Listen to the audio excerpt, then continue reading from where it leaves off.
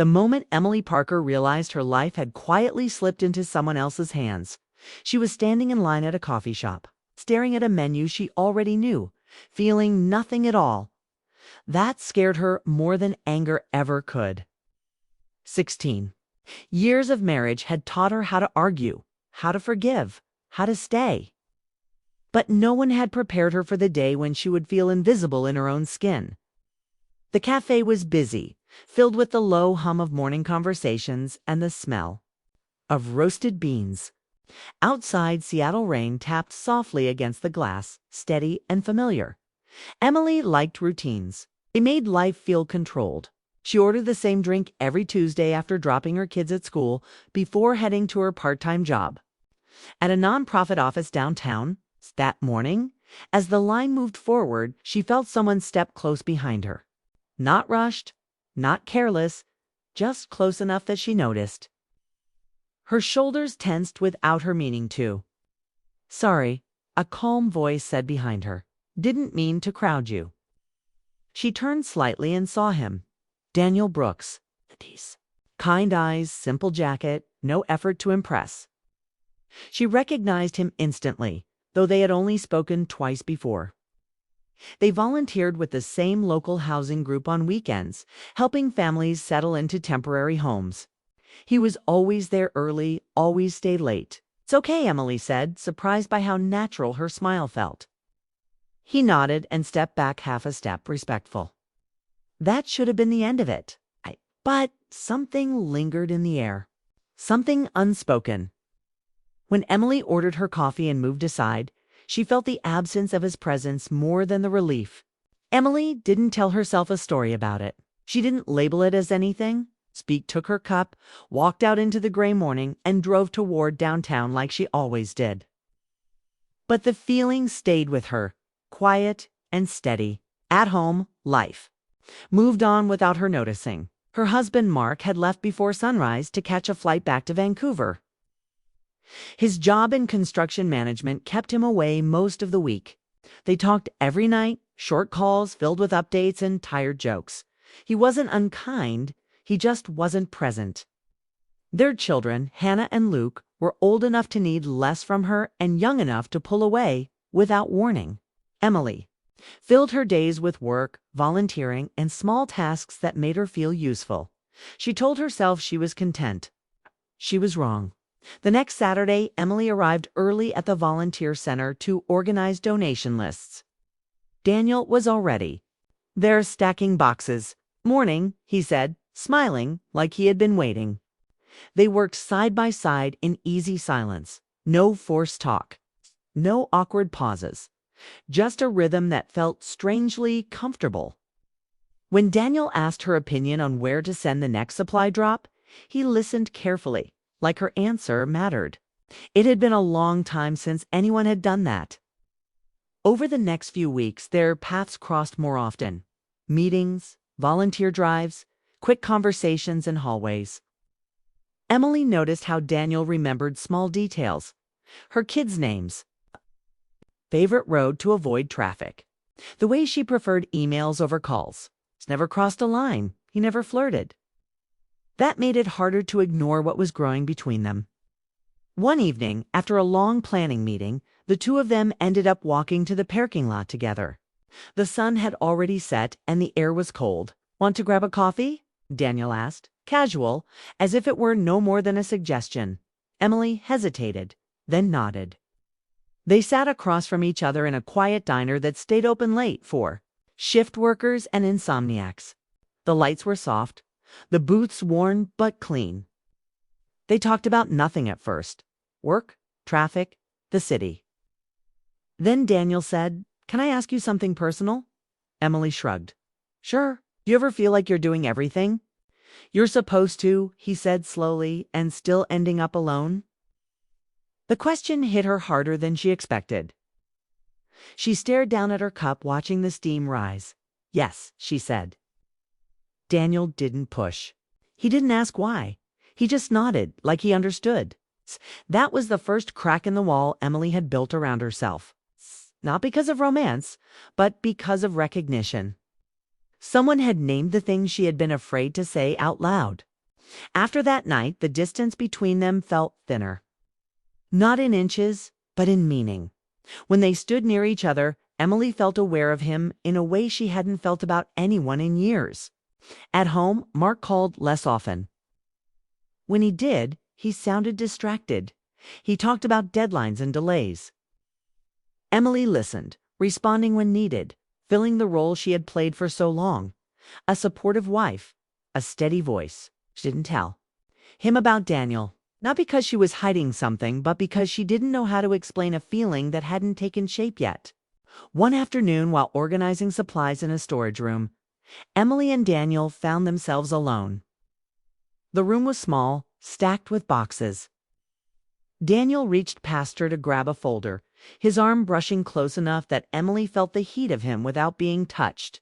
"Sorry," he said immediately, stepping back. "It's fine," she replied, her voice steady. But it wasn't fine. Something had shifted. She could feel it in the way her heart sped up, in the way she didn't move away. They finished the task in silence. When they walked out, the air felt different. He walked behind her down the hallway, not close, not far, and Emily became aware of how much she didn't want him to disappear from her life. That night, she lay awake in bed, Mark's side empty as usual. Rain tapped against the window. She thought about her life, the choices she had made, the promises she had kept. She thought about how easily time had passed. She told herself this was harmless. She told herself she wasn't doing anything wrong. But she also knew that allowing someone into your emotional space was not nothing. It was a choice, even if it didn't feel like one yet. Days turned into weeks. Their conversations deepened. Not about love, but about fear, about regret, about the quiet sadness that comes from settling instead of living. One evening, as they locked up after a long day, Daniel stopped near her car. "I don't want to make things complicated for you," he said. "If this ever feels like too much, tell me." Emily looked at him, really looked at him. His honesty, his restraint made her chest ache. "I will," she said. But she didn't step away. As she drove home, she realized something that frightened her more than attraction. She wasn't being pulled forward. She was standing still and letting something press into her life. And for the first time in years, she wasn't sure she wanted to stop it. That night, Emily sat alone at her kitchen table, the house quiet, her phone untouched. She understood then that the most dangerous moments aren't loud.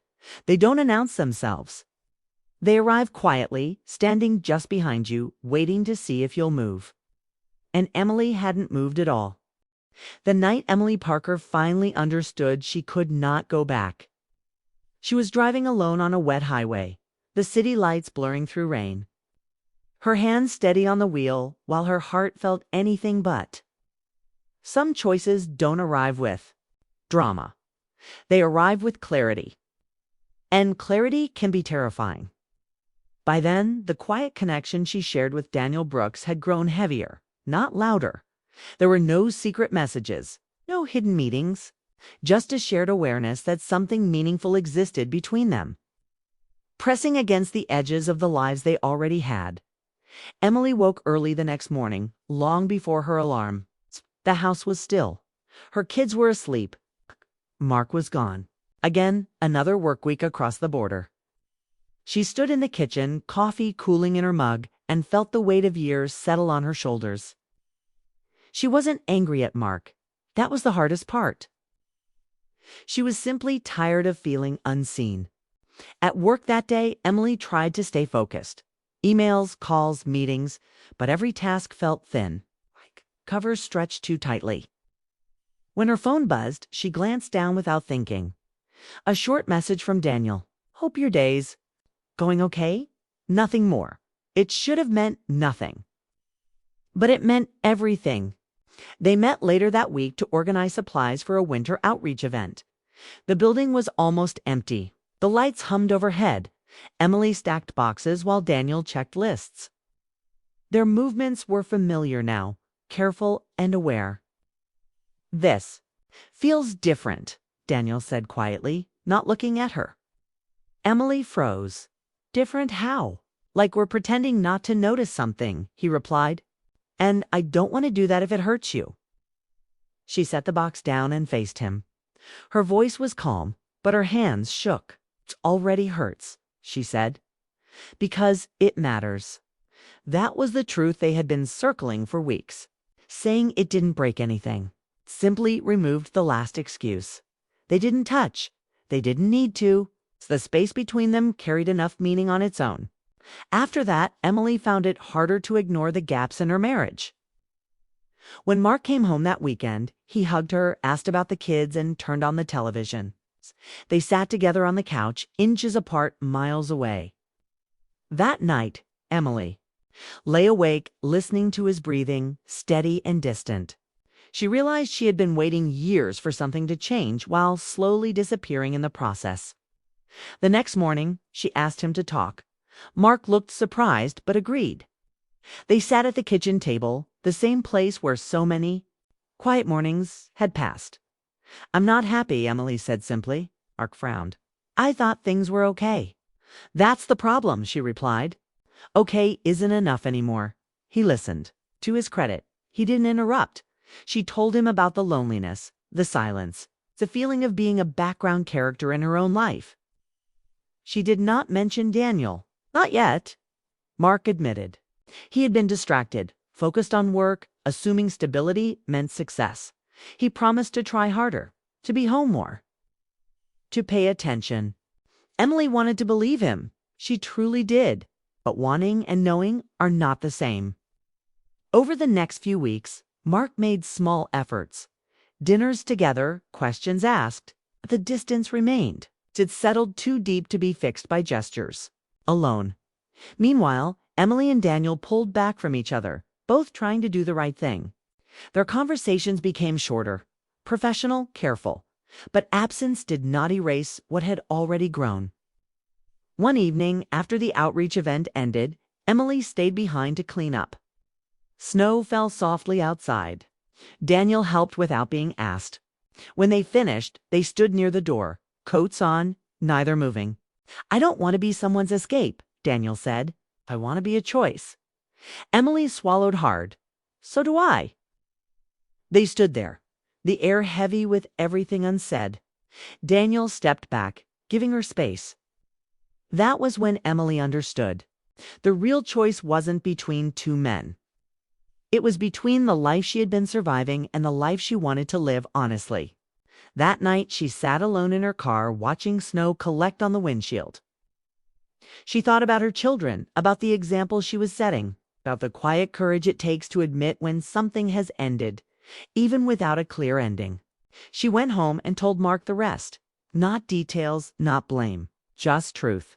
There's someone else, she said. Nothing happened. But it showed me what was missing.